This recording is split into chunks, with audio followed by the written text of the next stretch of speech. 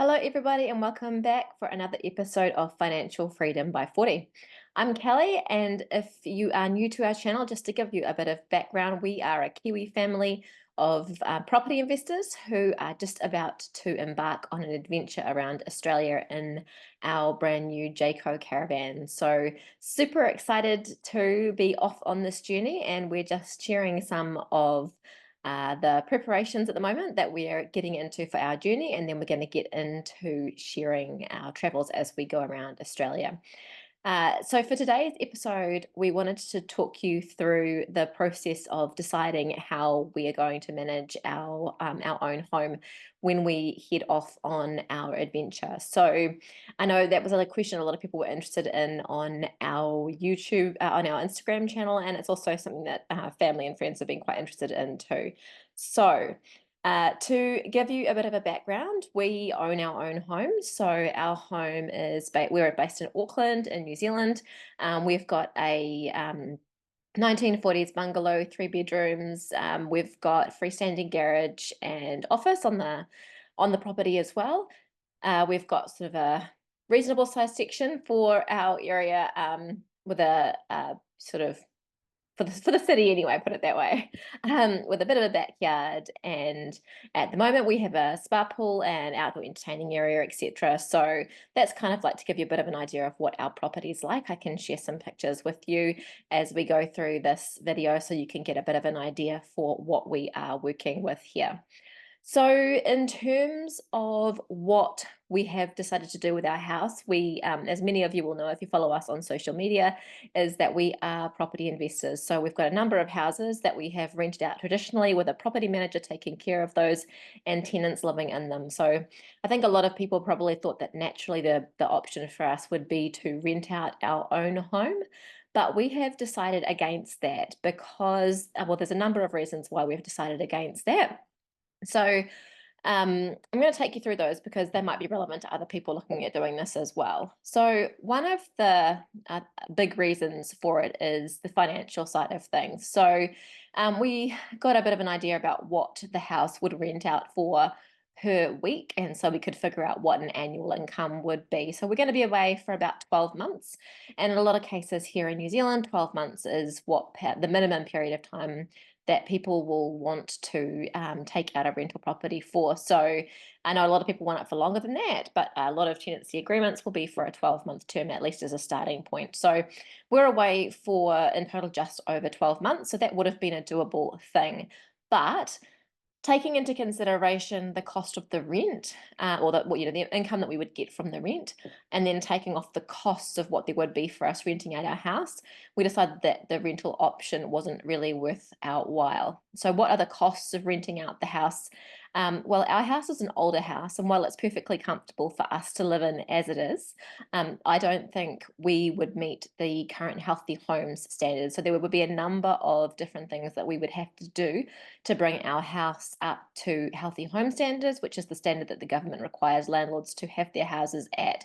So we do have insulation, we've got heat pumps, we've got thermal curtains, all the comforts, and it's, like I say, perfectly comfortable for us to live in. But just because it's an older house, it would be quite hard to bring it up to the standards required for healthy homes, and there would be costs of doing that. So that was one element to the cost. We didn't want to spend all that money.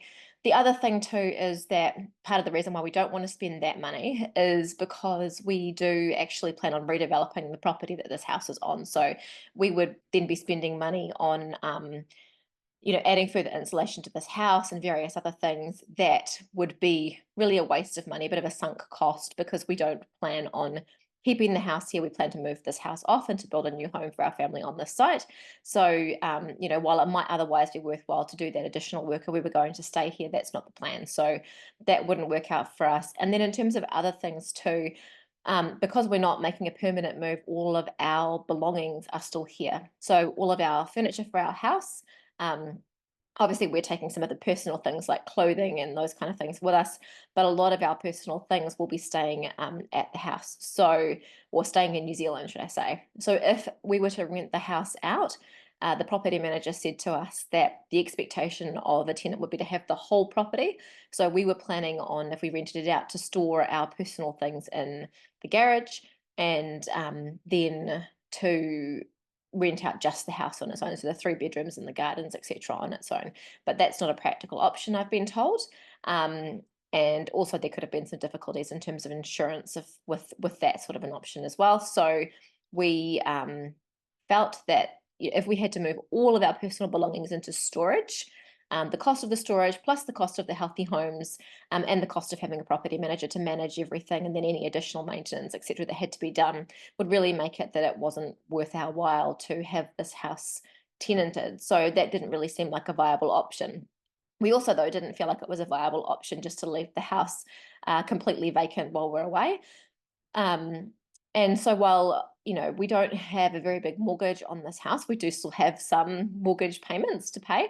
We have rates, we have insurances, we have, other expenses for the house that we have to cover. And so we wanted to be able to make some income off the house to, at the very least, be able to cover that, and hopefully also to help us with our travels as well. So we decided in the end that the best option for us is to actually Airbnb this house. And the advantages of that are that we can get an income from the house. It means we do get to leave a lot of our personal belongings in the house. So all of our furniture pretty much is staying in the house. And I'll talk a little bit more about that as we work through this, because there are some things we're changing. But yeah, it saves us the cost of having to put everything in storage. Anything we don't want to leave in the house for Airbnb purposes, we are moving out into the garage and office, and we'll just lock that up. And so all of those things will be safe and secure in the garage, but we will keep the majority of our furniture in the house, and that will mean no storage costs for paying for a storage lockup or anything like that for us. So that's a really big advantage for us. And then other things too, just so in terms of the storage, we have had family and friends who have put their things into storage, and then there's been damage, from the storage lockups have a tendency to be a little bit moldy, that kind of thing. So we decided that we didn't want to go with that option really either, and come back from a year of travel and find that all of our linen and bedding and couches and those kind of things had been damaged. So, there were lots of potential costs of taking that renting option that we felt in the end wasn't going to make it worthwhile. So in terms of Airbnb, we are completely new to Airbnb. We haven't Airbnb'd any of our properties before, so it has been quite a learning curve for us, and I'm sure it will still be a learning curve as we continue to go through this process over the next year or so.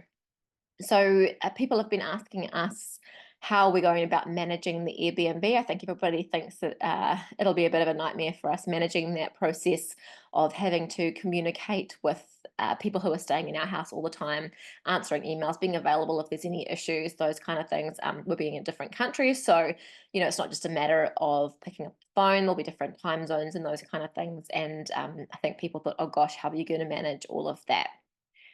And so what we have decided to do is we've decided to use the help of an Airbnb property manager.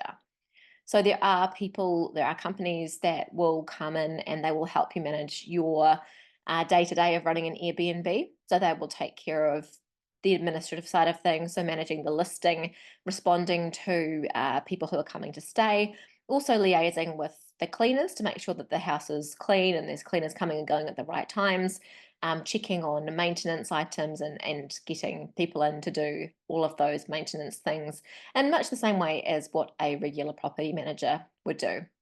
Now, of course, there's fees for that, and an Airbnb property management fee is much higher than a regular property manager fee. So what we've seen is anything in the vicinity of about 15 up to around about 18%.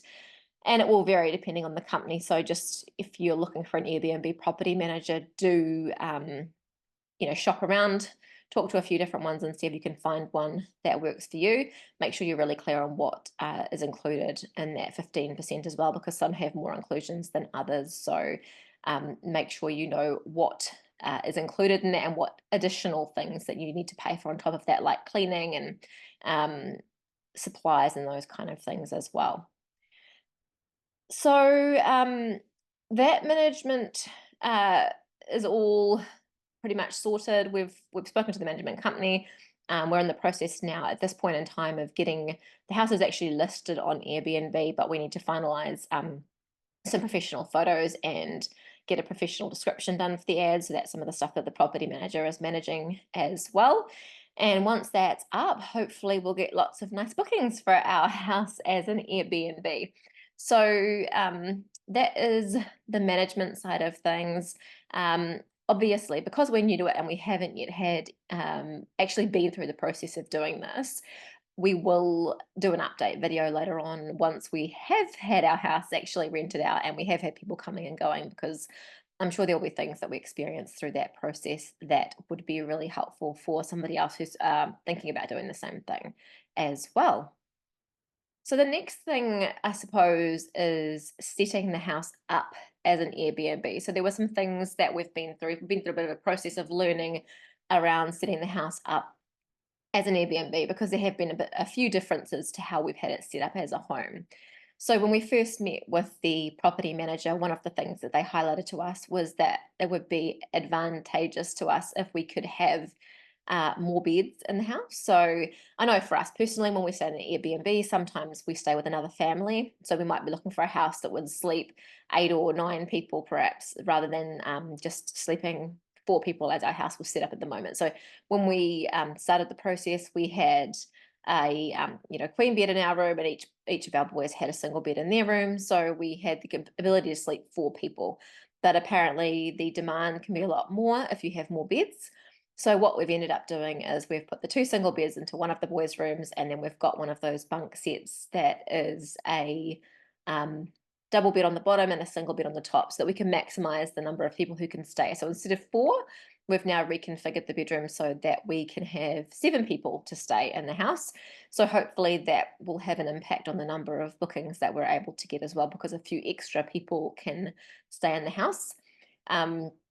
As you can imagine, being an owner-occupied home, we've got a lot of stuff in the house. So we've spent a lot of time over the last 6 months or so decluttering the house and getting it to look like an Airbnb. So there's been quite a lot of work in terms of just tidying things up, going for more of a minimalist look than what we have at home normally. But we are leaving some home comforts, I suppose you could say, in the house to make it a attractive place for families to come and stay. So we will leave some books around, some DVDs, those kind of things, just things that are, not too sentimental, just in case anything does go missing, but to make it a bit more comfortable for people staying. We'll leave board games and, some of those kind of things in the house, so that there are things for people to, help them enjoy their experience of the house.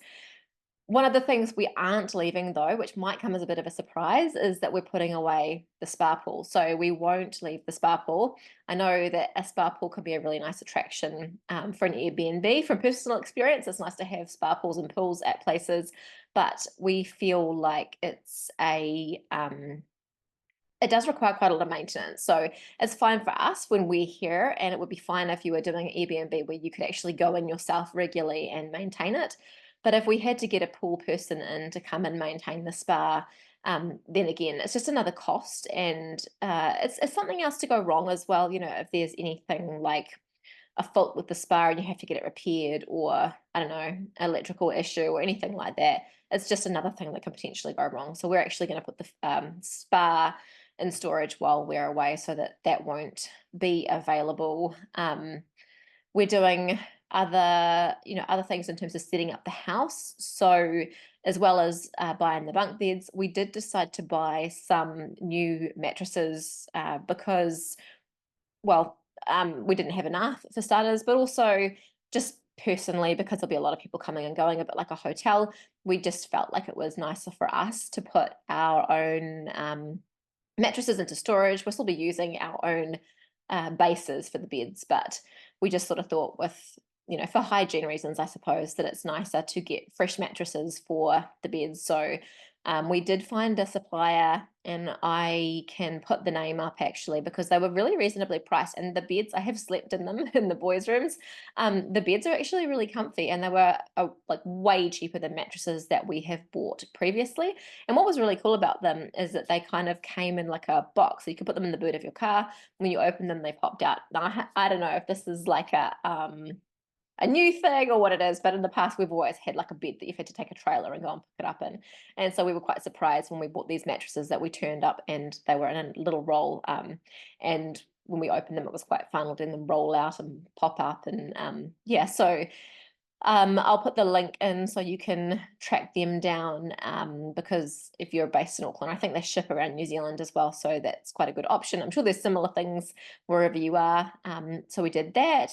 And then on top of that, there's been a bit of shopping for things like linen and so also like pillows, duvet covers, blankets.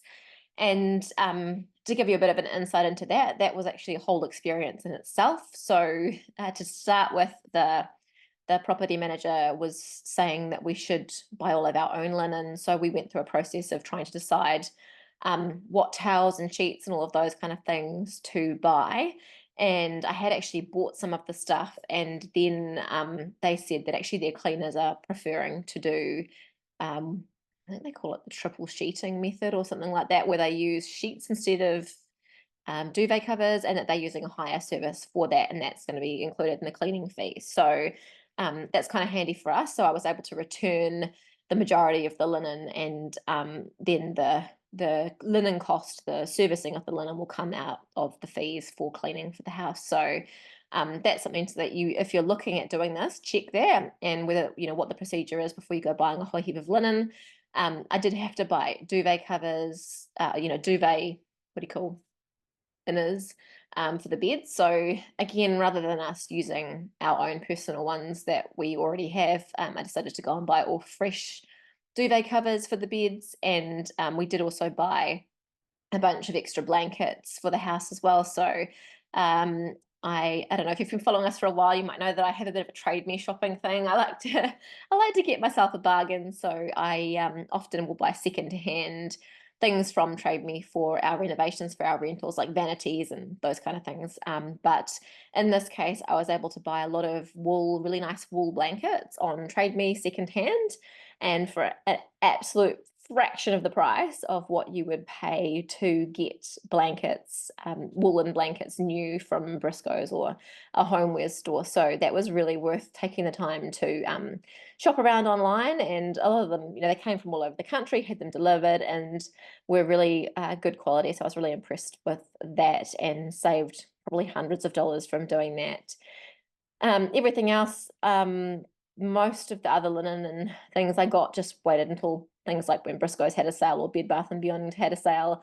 I got the duvet inners from Bed Bath & Beyond, and I had bought covers from Briscoe's but was able to return those because this triple sheeting method, the sheets do the job of the duvet cover. So that was the thing in terms of linen. I was going to buy all white towels for the house, and I did buy some sample ones from Kmart. So Kmart has really nice towels, believe it or not, if you get the right ones.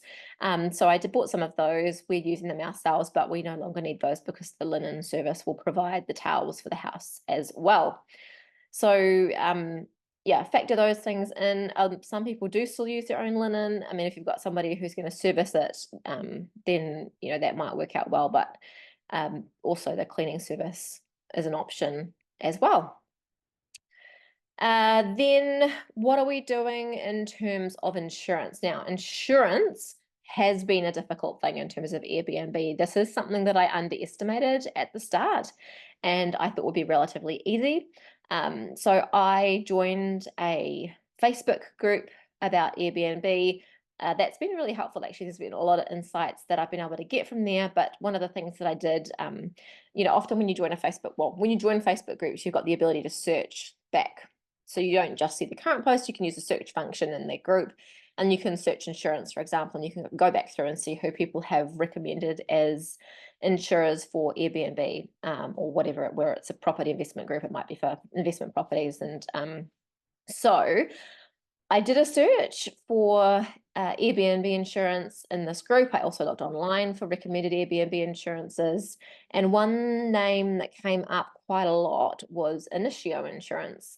And I had a look, and their coverage for Airbnb looked to be quite good.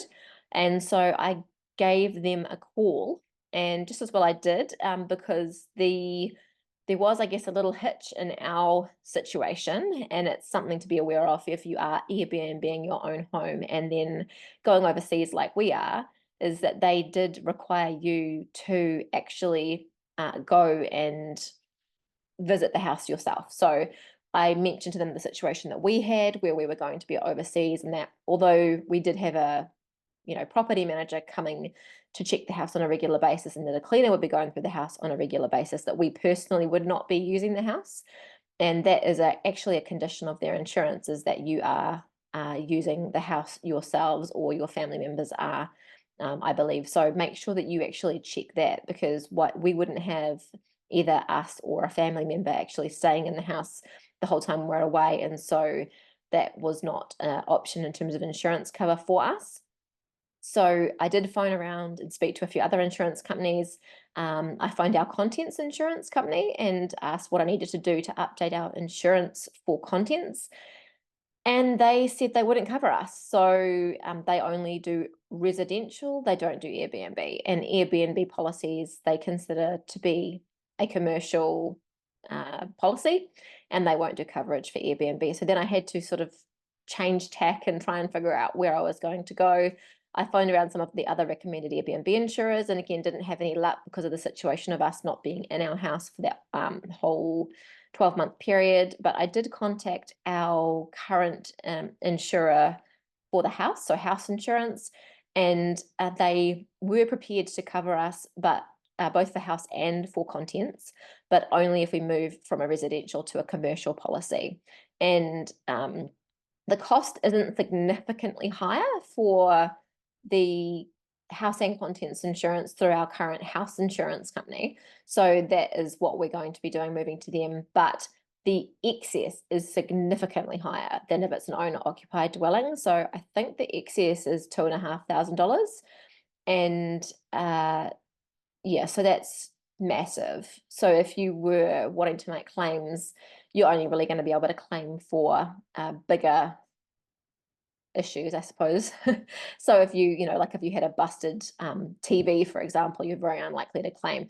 Airbnb does have some coverage under it for damage by Airbnb customers, and as I understand, that is reasonably good in terms of you being able to get some money back through the Airbnb channels. But obviously we're new to this, we haven't had to go through that at this stage yet.